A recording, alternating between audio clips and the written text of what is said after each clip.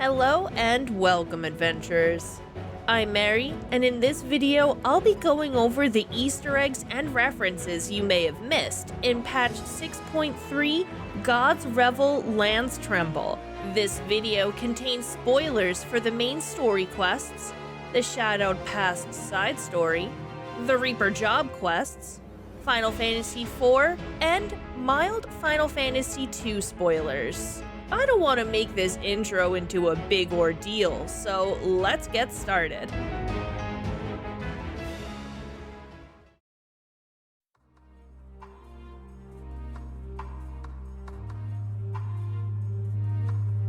Following the trail of Azdaia, we arrive in Garlemald. If you talk to Varshan before continuing the quest, he reveals that he can't feel the cold through the construct, and is only wearing warm clothes to not cause confusion. Alphino mentions the influx of void scent originating from the mountains, and there's some extra flavor text here if you've unlocked Reaper, and again while talking to Euless. We then head to Tapper's Den in search of an engineer to refurbish a snowcraft. The engineer we recruit says he recognizes us as the ones who roughed up the guards. He's referring to the burly tappers we fought during the level 82 main scenario quest, How the Mighty Are Fallen.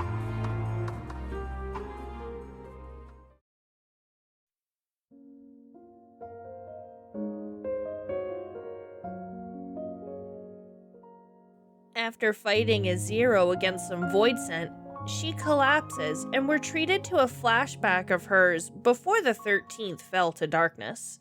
This scene actually takes place in Korthus Western Highlands, along the path to the Bed of Bones. Her younger self is fighting as a paladin, lending credence to the theories that the statue in her domain is Zero herself. The next instance fight is the Warrior of Light and her allies against a void set named Andromalius and his minions. Andromalius shares his name with a notorious monster from Final Fantasy XI called Count Andromalius, a demon fought in an instanced battle arena.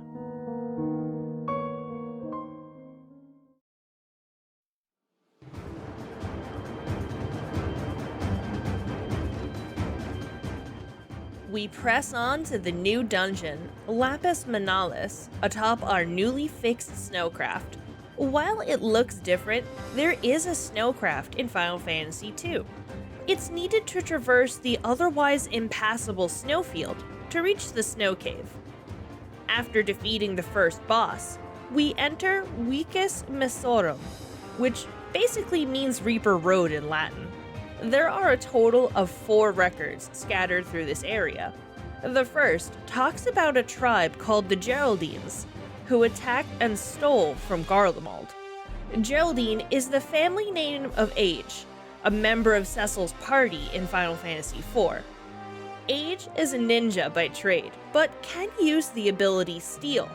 It's also worth noting that one of the areas on the map of Garlemald is named the Eblim Rime, which shares a name with Age's kingdom. The missive also mentions a successful assassination of the Geraldine's king, which causes the people to abandon their fortress and retreat. Rubicante kidnapped the king and queen of Eblan, and the citizens fled to a nearby cave. The next record talks about Reapers falling by the wayside in favor of Magitech. It mentions Reaper battle armor, which is the classification given to Magitech armor, like our mount we get from completing 2.0. The third paper is about Reaper training, and says the dolls we've been fighting are for training purposes. An interesting detail is that their namesake, Galatea, alludes to a figure in Greek mythology, a statue of ivory that came to life. There's also what appears to be an unfinished Reaper soulstone in the dilapidated house. The final record is right before the second boss's arena, and cautions the reader to take care when handling the mannequins, since the art of making more dolls has been lost to them. The last doll maker left the Order in pursuit of an unparalleled beauty, which sounds an awful lot like our goldsmith friend with a penchant for making sexy void sent minions. If you want to learn more about him, I cover him pretty extensively in the 6.1 Easter egg video. Check it out if you're interested. The second boss, Galatia Magna, has some dialogue during her fight that is meant to coach Reapers through their training session. Her line as she's defeated varies based on your assessment. Using trust NPCs yields the same dialogue regardless of our choice of party members, and names us as equals to Drusilla, the Reaper job trainer. A party of adventurers gets a rank of 1 to 12, with the second rank saying, impossible.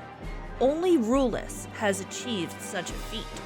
Rulus is Drusilla's grandfather, the Reaper who attempted to assassinate Emperor Solus. On our way to the final boss, we encounter a new to Final Fantasy XIV monster, Satana. Mini Satanas first appeared in Final Fantasy IV, and are the precursors to the imp design we know today.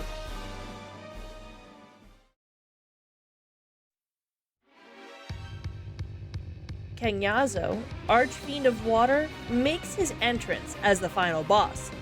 Cagnazzo fights Cecil and his party after the Archfiend reveals he had been masquerading as the King of Baron. The party had to make their way through the ancient waterway to reach Cagnazzo, and the vibrant blue ceruleum scene is reminiscent of water and blue flames of the waterway. His title is the Drowned King, which is what he calls himself in the Final Fantasy IV 3D remake. The name of the quest is also called King of the Mountain, alluding to this title. His character model is based on the original artwork done by Yoshitaka Amano. Cagnazzo uses his signature move Tsunami halfway through the encounter, complete with water sloshing around his feet while charging it, like in his Final Fantasy IV iteration. Also, while it doesn't afford him invulnerability, Cagnazzo's turtle mode, where he draws his body into his shell, is seen during his hydraulic ram attack. After the battle, Cagnazzo reveals that Asdaya's eye was what Virtra felt and not his actual sister. I believe this is a soft reference to Cagnazzo's deception in Final Fantasy IV. While he didn't change his appearance, it is a ruse involving a family member.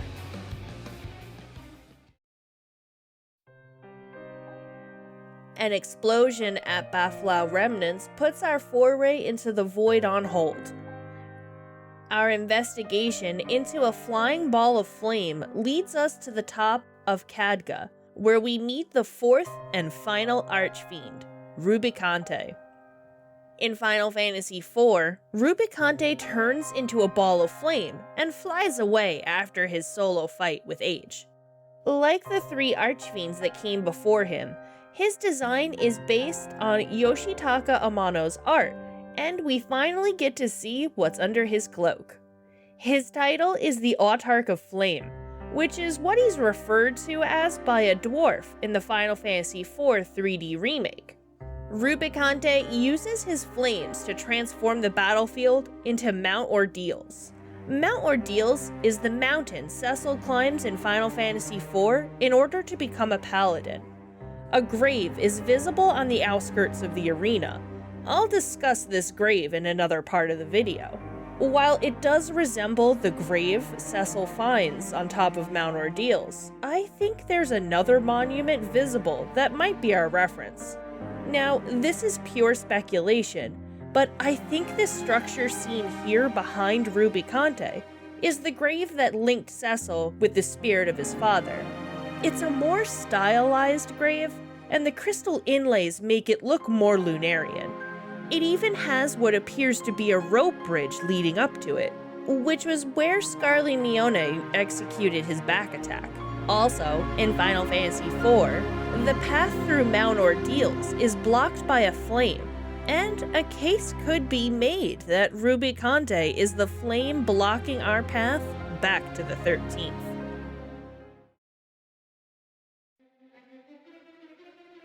The music here was a huge surprise, and probably my favorite part of the patch. It's a rendition of Battle with the Four Fiends that is heavily inspired by a very famous cover by Kenichi Miyamada, also known as Hyodane. If you haven't heard this song in its entirety, I'll leave a link to the original in the description below. Honestly, it's so close that I wouldn't be surprised to hear that Hyodane worked with Soken on this track.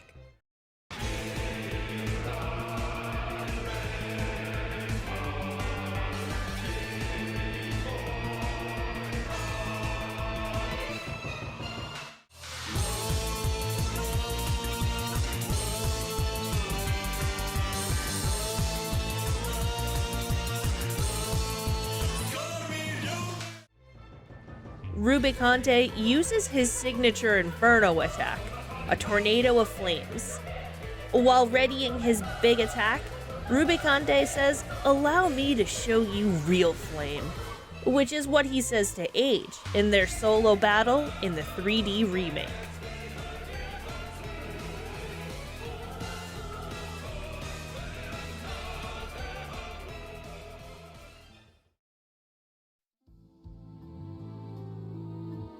The final scene of the main story quest gives us our first look at the moon of the 13th, and it's red. This is another Final Fantasy IV reference. The Earth in Final Fantasy IV has two moons, and the smaller moon, or red moon, is the one the Lunarians live inside. Golbez is there with Azdalia. The scene reveals that Golbez's platform is in the crater that once housed the portion of Zodiark imprisoned on the 13th. It also shows the shape of the platform to be the same shape as the totems the Archfiends use to communicate with Golbez. I have a theory on what this recurring shape is. That'll be in my next video, which will be all about 6.3 speculation. So be sure to subscribe if you haven't, so you don't miss out.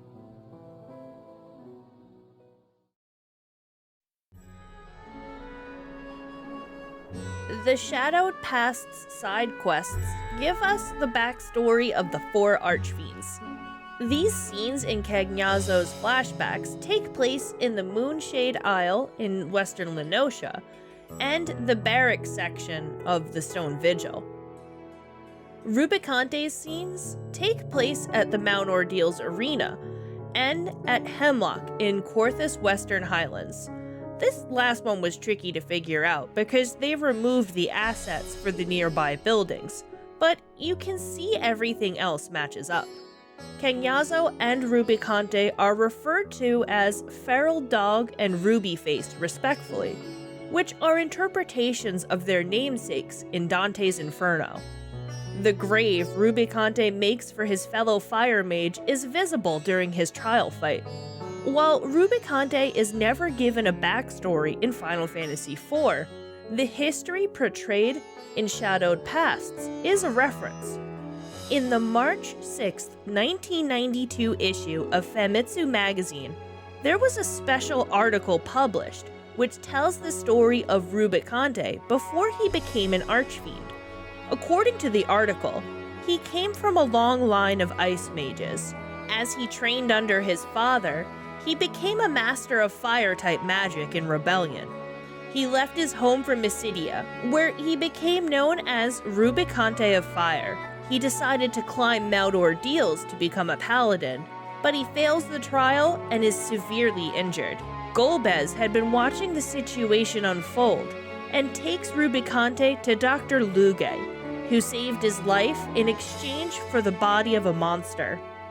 While it's unknown if this story is unused from the original Final Fantasy IV script or a work of fiction, Rubicante's Final Fantasy XIV origin draws inspiration from it.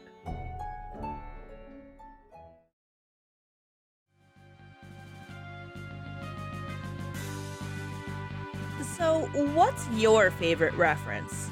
Was there something I missed? Let me know in the comments section.